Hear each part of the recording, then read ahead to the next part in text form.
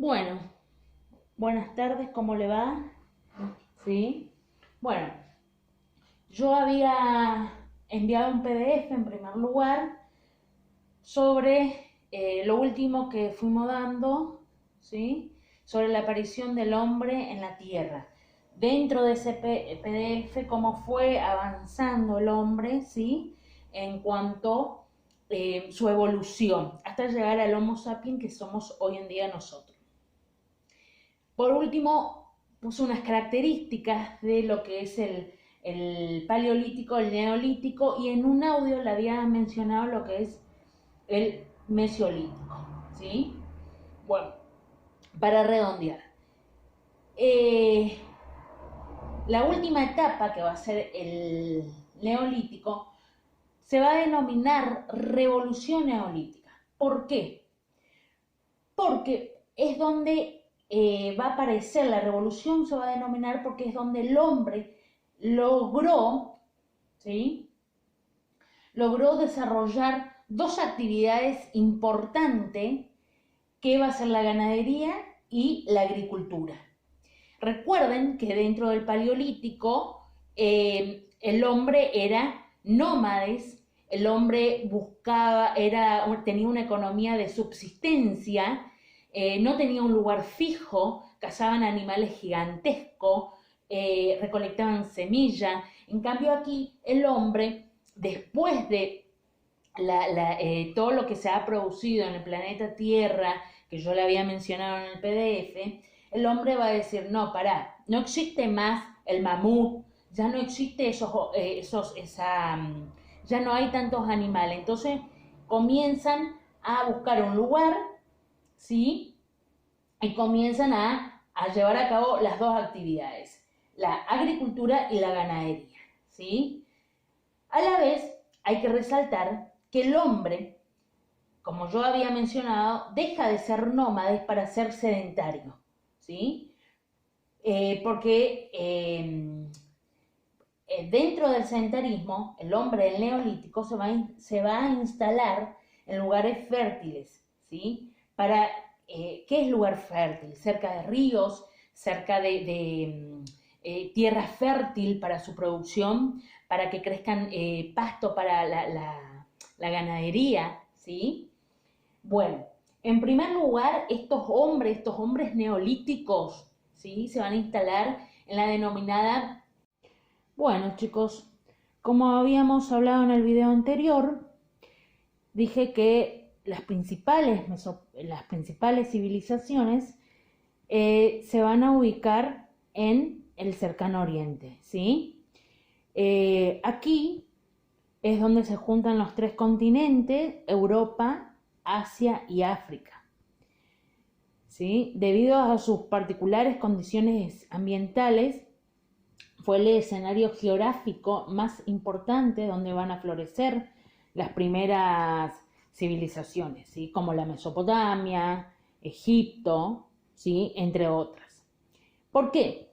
Como yo le había explicado en el video anterior, tenían la fertilidad de los suelos, ¿sí? Valles, ¿sí? Y esto hizo que estas primeras civilizaciones de los primeros pueblos nómades se acercaran, hagan sus primeras aldeas cerca de los ríos, ¿sí? Tuvieron, como todo pueblo, sus primeros conflictos, ¿sí? Por el control del territorio, y se establecieron. Pero, ¿qué pasaba cuando se establecieron muy cerca de los ríos? En días de lluvias había épocas de muchas crecidas y eso inundaba sus cultivos, inundaban sus cosechas, ¿sí? Y a la vez, recuerden que ellos ya, ¿cómo es? Criaban animales, por ende la inundación llevaba a un desperdicio, tanto de agricultura como de ganadería.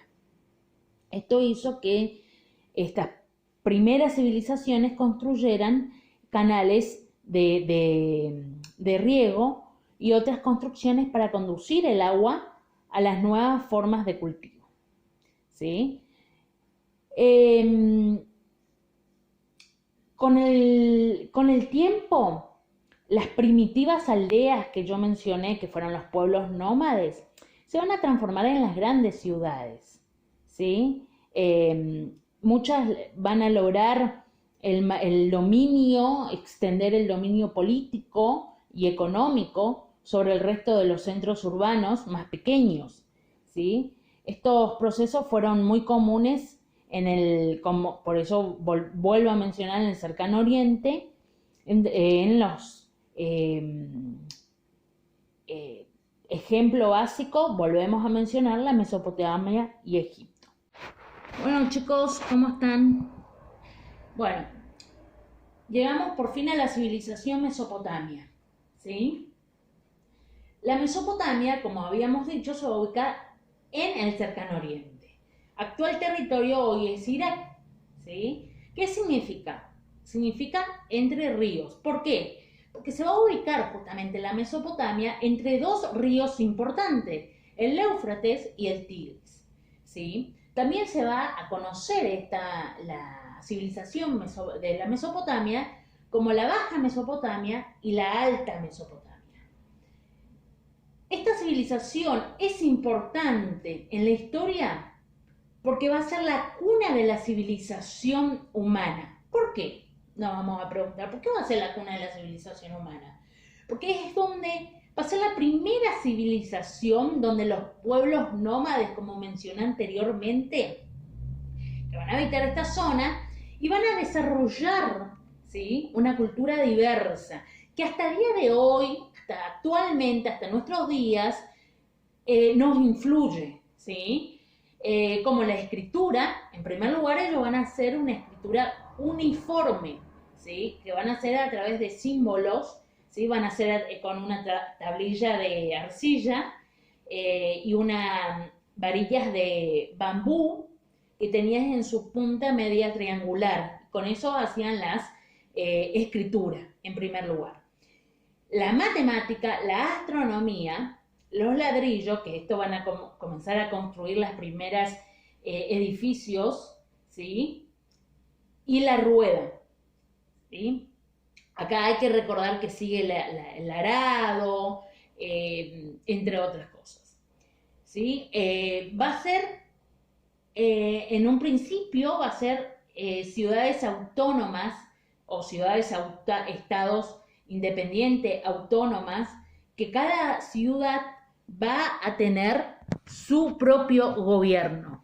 No es que van a tener, como hoy en día, por ejemplo, aquí en la Argentina tenemos un presidente. No. En primer lugar, va a ser como cada provincia tiene su gobernador. Bueno, así va a ser las primeras ciudades que van a surgir en la Mesopotamia. Bueno, dentro de la Mesopotamia van a haber procesos históricos, ¿sí? La primera etapa se va a llamar la etapa sumeria, que van a ser los primeros mesopotámicos que se ubicaron en la región sur de Sumer, por eso es Sumeria, ¿sí? Va a ser unas pequeñas ciudades que van a consolidar lo que es la agricultura y la ganadería, ¿sí? Y en base en consecuencia se hacen sedentarios, y esto producto de que surgen las primeras ciudades-estado, que van a ser independientes, gobernados por sacerdotes, por eso van a ser estados teocráticos. La primera etapa sumeria llega a su fin con la invasión de los acadios desde el norte. Bueno, la segunda etapa de la Mesopotamia va a ser con la invasión, como habíamos mencionado, de los acadios a los sumerios, ¿sí? Se va a producir la invasión desde el norte de la Mesopotamia, y esto van a llevar a cabo la primera unificación de toda la Mesopotamia. Y a la vez se va a unificar bajo un poder central y se va a llevar a cabo el primer imperio de la historia, ¿sí? El imperio acadio. Este va a tener como emperador a Sargón I.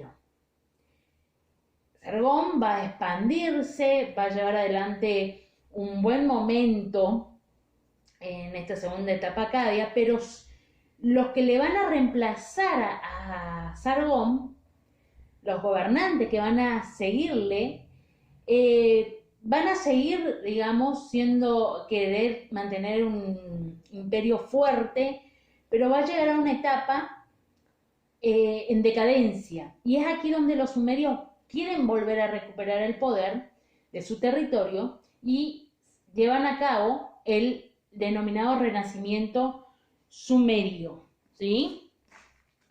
¿Sí? Bueno, acá van a volver a tomar una cierta autonomía, cierta independencia, pero ¿por qué es importante el renacimiento sumerio?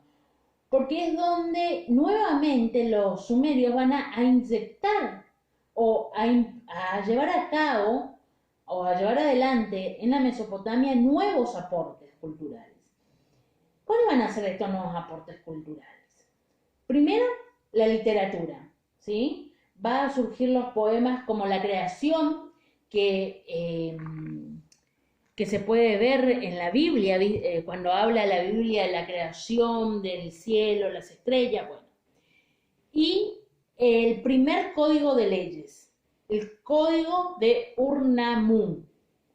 Estos van a ser los primeros aportes, o sea, los nuevos aportes llevados por la cultura sumeria para la Mesopotamia. ¿Cómo va a terminar el periodo nuevamente acadio? ¿Sí? A pesar de que fue tomada nuevamente el poder por los sumerios, por una invasión de los pueblos del noroeste, ¿sí? Que van a ser llevados por los gutis y los babilonios, ¿sí? Bueno, esto van a... Bueno, la tercera etapa. La tercera etapa, como yo había dicho, ¿sí? Se va a hacer la etapa babilónica, porque los babilonios van a ser la que van a invadir a los pueblos acadios desde el noroeste, los gutis y los babilónicos, ¿sí? Aquí se va a lograr la tercera etapa babilónica, ¿sí? Se logra la segunda unificación entre acadios, sumerios y babilonios, y se va a destacar aquí un gobernador que creo que se habrán escuchado, porque en la sociedad, cuando nosotros decimos la ley del talión, ojo por ojo, diente por diente, bueno, aquí se va a destacar el principal gobernador Hammurabi, que va a lograr esta unificación por el código de leyes, este código de Hammurabi, que se va a regir por la ley del talión, ojo por ojo, diente por diente, era no mentir, no robar, no levantar falsas calumnias, entre otras cosas. Pero va a estar un buen tiempo, ¿no? Pero va a llegar a su fin con la invasión de los hititas y casitas, ¿sí? Los hititas podemos mencionar que van a ser importantes porque van a ser el primer pueblo que va a desarrollar el hierro, ¿sí? El hierro. Por ende, también van a traer a la cultura mesopotámica los carros de guerra. Y los casitas van a introducir en la cultura mesopotámica los caballos, ¿sí?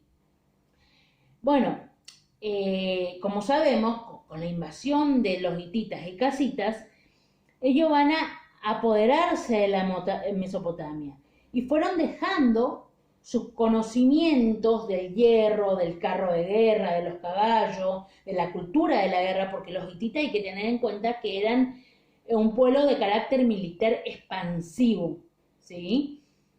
Que estos nuevos conocimientos van a ir asimilando por los diferentes pueblos de la Mesopotamia. Y va a haber uno en particular, ¿sí? que va a asimilar con mucha atención, que van a ser los asirios. Estos van a asimilar los conocimientos tanto de los casitas como de los hititas, del hierro, de los carros, de los caballos, del arte de la guerra, y van a ir perfeccionando cada vez más estos conocimientos. Bueno, como habíamos dicho, ¿sí? Se va a producir después. una vez que los asirios, ¿sí?, asimilan los conocimientos tanto de los hititas como de los casitas, del arte de la guerra, los carros, y van perfeccionando, esto van a expulsar a los hititas y casitas, ¿sí?, de la Mesopotamia, y van a llevar a cabo la tercera unificación, ¿sí? Llevan la máxima, pero máxima expansión territorial. Inclusive invaden hasta Egipto, ¿sí? Su emperador va a estimular la cultura mesopotámica llevando a cabo la construcción de la primera biblioteca, ¿sí?, en la ciudad de Nínive, templo, esculturas, las esculturas esto de los toros, no sé si vienen en los manuales, en los libros o en internet, de los toros alados. Bueno, este va a ser el emperador que va a llevar a cabo.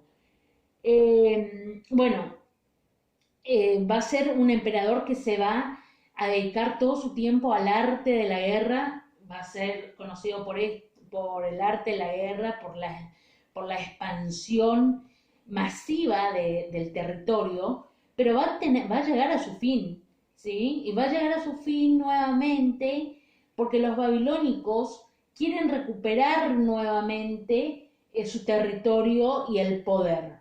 Pero no podían solamente los babilónicos recuperar, porque no tenían todas las fuerzas para terminar con este emperador, que era un emperador que era muy bueno en el arte, en el arte militar, ¿sí? Por eso forman una alianza los babilónicos con los medos, ¿sí? Y aquí van a renacer, va a renacer Babilonia, ¿sí?